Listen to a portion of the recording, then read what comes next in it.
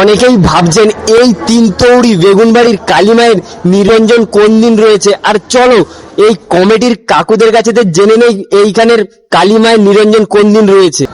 26শে জ্যৈষ্ঠ 1433 সন, ইংরাজির হচ্ছে 10ই জুন 2026 সন বুধবার বিকেল 3 ঘটিকায় আমাদের প্রতিমা মন্দির থেকে আমাদের মন্দিরের যে বাইরের পথ সেখানে প্রবেশ হবে।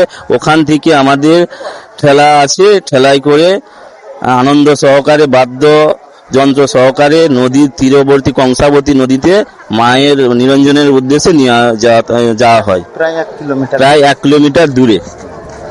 আর ওই নিরঞ্জনটা প্রায় কতক্ষণ ধরে চলতে থাকে?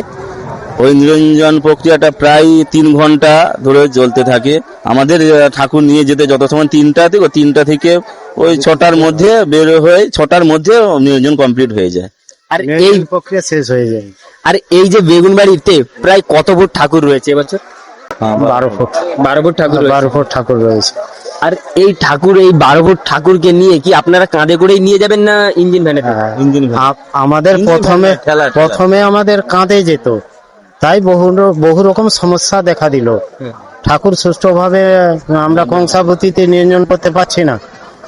আমরা আগামী গত বছর থেকে ঠেলা গাড়ি সিস্টেম করেছি।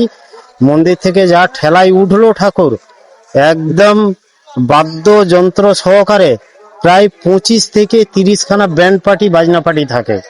সেই ব্যান্ড পার্টি বাজনা পার্টি মাকে নিয়ে প্রায় ঐতিহাসিক সমাবেশে এই বিসর্জন প্রক্রিয়া আমাদের সম্পন্ন হয়। আর এইখানে প্রায় এই পুজোর দিন কত হাজার দর্শনার্থীরা এসেছিল এই মায়ের পুজো দেখতে? হ্যাঁ, প্রায় 50,000। 50,000 উপরে।